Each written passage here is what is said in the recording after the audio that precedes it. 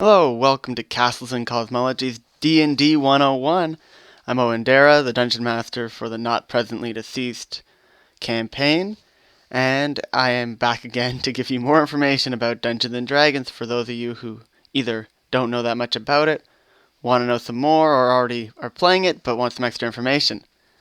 So, today we are going to be talking about the Dungeon Master, the one who controls all in the game. Well, not really, but they're kind of important.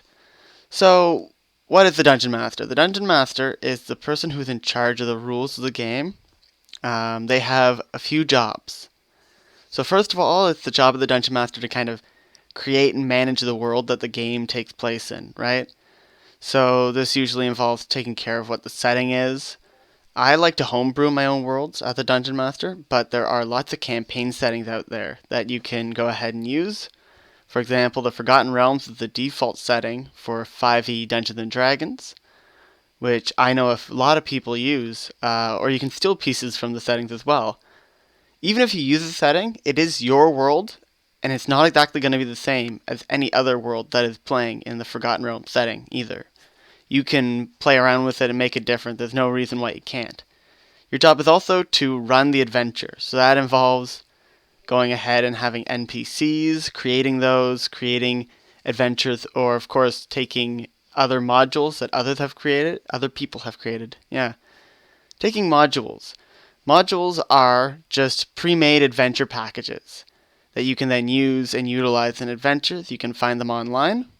I'm going to be posting by the end of this video a bunch of resources in the bottom of the video, so please check those out. This includes the DM's Guild, of course, which is where you can get a number of different adventures and resources that I'm probably going to be talking about a little bit. It's also your job as the Dungeon Master to referee the game. So that means you're in charge of what is correct and incorrect. You have the final say. Whether it's in the book or not, you can homebrew rules. Of course, I recommend checking with your players before you start homebrewing rules or having your like home rules. So yeah, it's your job to pretty much run the game, make sure that everyone's playing fairly, nobody's breaking the rules, everyone's having a good time. It also kind of includes the responsibility as well that if people don't feel comfortable at the table, you should be the one who steps up, makes sure that everybody's feeling included, everyone's feeling comfortable during the gameplay. And if there's any problem players or issues that come up that people don't like about how you're doing it, or you don't like how other people are playing, remember to, of course, be respectful and talk to them about it. You are kind of the big role model figure, and that is kind of a big deal, and it's really cool. So, of course, don't be a tyrannical god like some people are when they're dungeon masters. Those people don't deserve the power. With great power comes great responsibility, after all. Okay, so to be a dungeon master, what do you need? Well, first of all, I recommend having dice. Everybody should have dice at Dungeons & Dragons. You can use online dice rollers. I prefer actual dice. They look so pretty. They're so shiny. I really like my... oh, where did they go? There we go. My green ones that I got. Like, they look like gems. Whoop. There we go. See if I can show those. Also these rainbow-colored ones that I like. They look like cotton candy. I don't know. I have a semi-dice addiction, but it's not as bad as some other people that I know. So buy dice. I recommend them highly. So besides dice, it is also your job to, you're going to need an adventure, right? It's your job to run the game. So you need something for your players to do. So this involves, of course, having a module or some kind of adventure run through, having NPCs designed for the players to interact with, and coming up with rewards for the players, whether they're already defined in the module or otherwise. So that would be, right, they complete the quest, they find some odd gold, they get some experience. If you're using this thing called milestones, which we might talk about at a later date, pretty much milestones is just saying, okay, when I say you level up, you gain a level. But otherwise, we're not doing experience, which has its own benefits, its own flaws. So you can reward experience for lots of stuff. People are really great at role-playing, did a great job at role-playing a character, give some XP out. They did a great job interacting with some people in the town, maybe they get a reward in gold because they helped save the day. Or again, XP. Someone came up with some cool idea for like, I want to build a turbo dragon mecha droid using my shovel, and it works. You know what? Reward that, because creativity is a very important part of the game. So besides rewards, you also should base your adventure on what the players are looking for, right? So well, it's not kind of important. This is pretty darn important. A lot of dungeon masters don't do this. A lot of the good dungeon masters do this. I do it. I think it's a very good thing to do. This is called session zero. So a session zero is before you actually play the game, whether it's a one shot or an actual campaign or your first adventure. Have a session where everybody sits down and says, okay, this is what I'm thinking we're going to be doing for our adventure. It's going to be, gothic horror, high fantasy, roleplay heavy, combat heavy.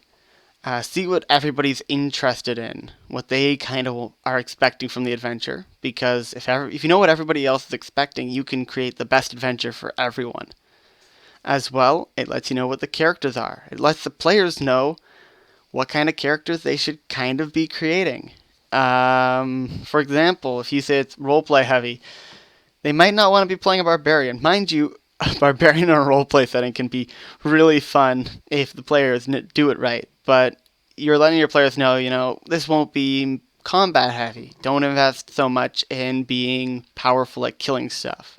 Or if it's combat heavy, you don't want the player to have spent all their spell slots in utility spells. They won't be useful in combat. That wizard doesn't know any spells. He's useless during battle, unless he can come up with some creative way to speak to animals to defeat that hobgoblin that's running at him with an axe. Again, that sort of thing. There's a lot more to it. We'll probably do an episode on doing session zeros later on, but until then, you can always look them up. I really like the one done by the Great GM, How to Be a Great GM. His videos are awesome. I really like watching them. So I would highly recommend his videos for around session zero. If we don't have our session zero video out by that point in time that you eventually watch this, and you need to learn about it. So I won't link it in the video. You can just search him up. He's pretty cool. He'll come up first thing if you just search up How to Be a Great GM Session 0. Okay. On to the other things. You need to have tables of stuff, is my final note for the Dungeon Master. And this is very important. You plan this meticulous adventure. You've built this beautiful world. You've planned all these NPCs out. And the players go right around it and do something that you never expected. They're like, you know what? I want to talk to that farmer. What is that farmer's name? You never prepped the farmer's name. Of course you didn't prep the farmer's name. So what's going on? Well,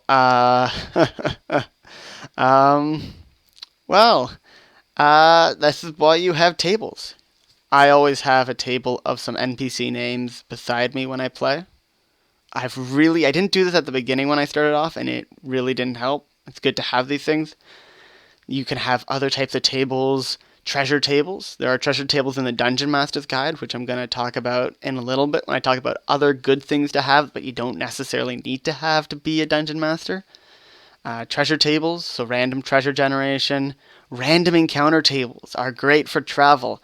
It keeps things busy. Now, this doesn't need to be combat encounters. It can be just you're walking around and you see a burnt down village. There's no one left alive. The cinders sit on the ground, smoldering. And you see a doll ripped in half in front of what remains of a stone house. Boom! Adventure hook. Done. These cool little trim bits are neat. Again, you can find lots of videos about encounter tables, what's good about them, what's bad about them. I kind of like having them around, especially when it kind of adds a bit of flavor to the world. Like, they can run across a caravan of dwarves going off to the mountains to dig up some ore. And they can always drop quest ideas, tidbits.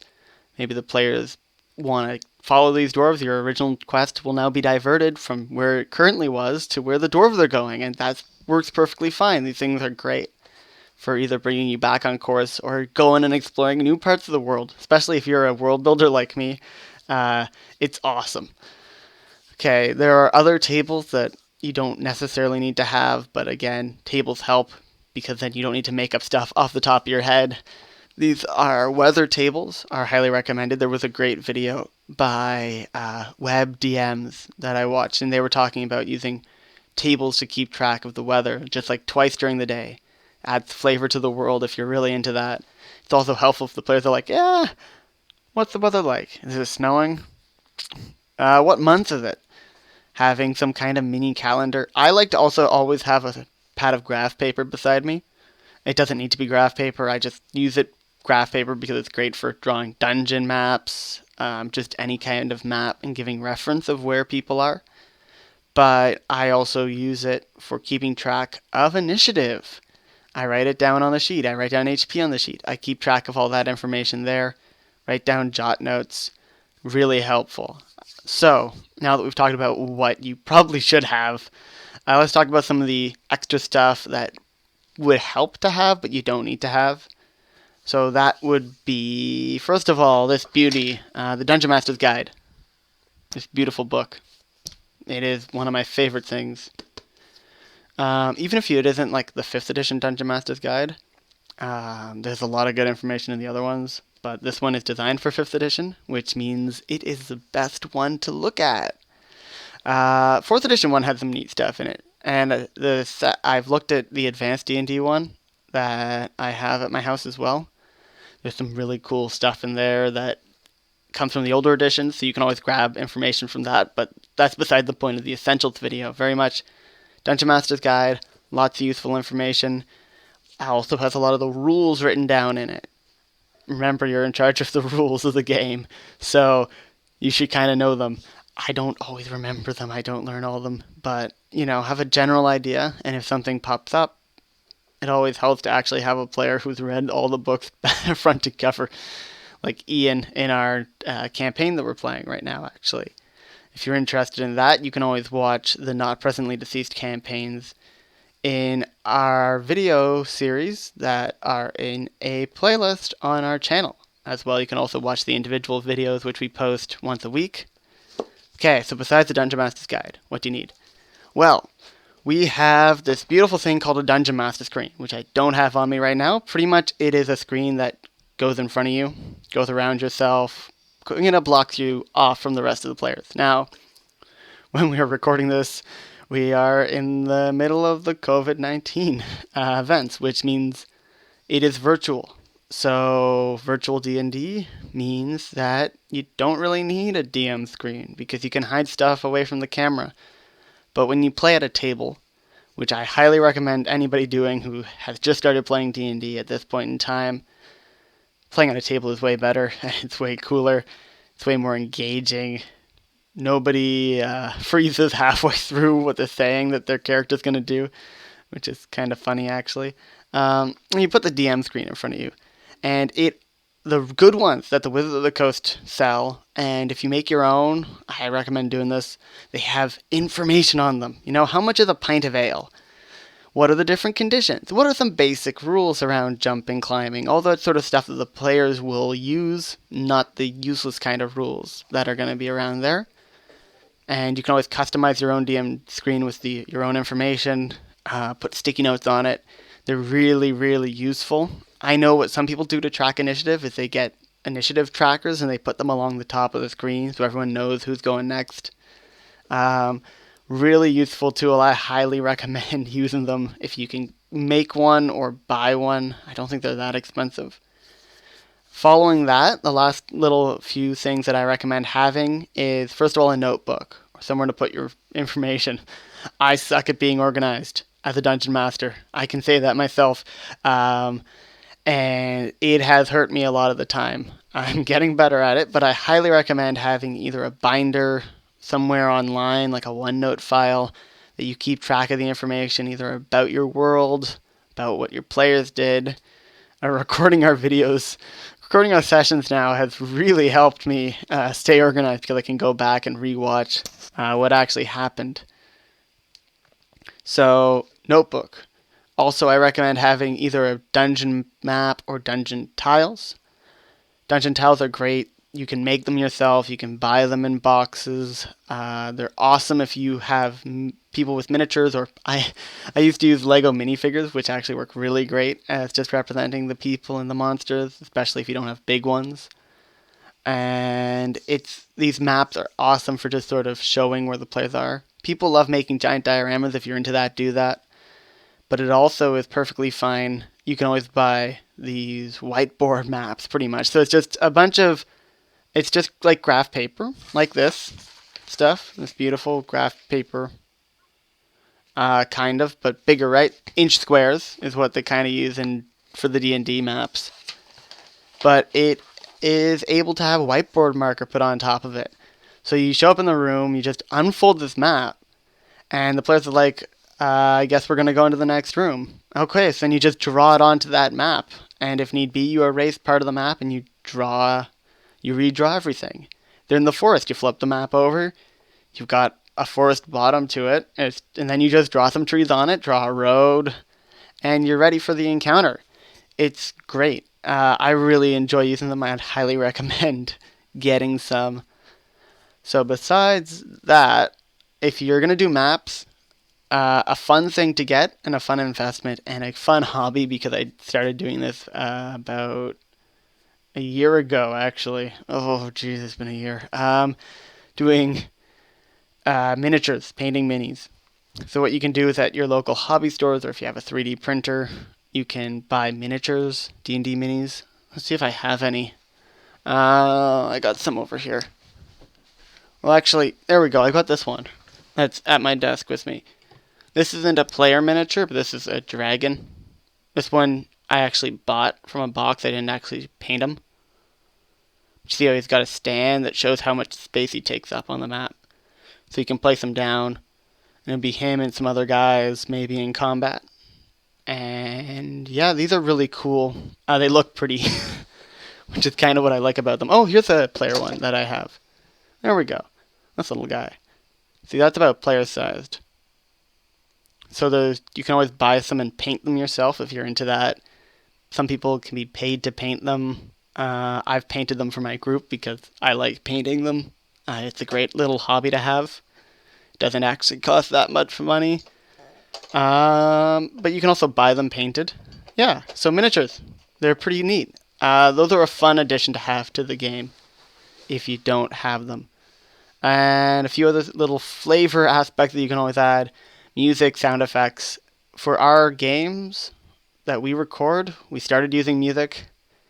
Recently, we haven't, kind of, but we're getting back to using music. It's been a bit weird because we're trying to figure out what we're allowed to do, what we're not allowed to do.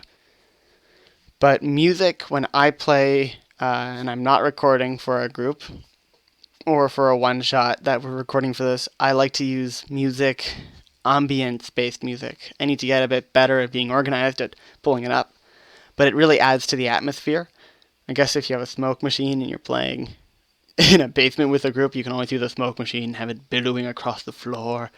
If you're really into that. I know some of the really the richer people who play D&D have their own D&D themed basements with like wooden walls and hanging dragon heads, and all that jazz, which really adds to the aesthetic, but you don't need that. I don't need that. That seems like too much effort.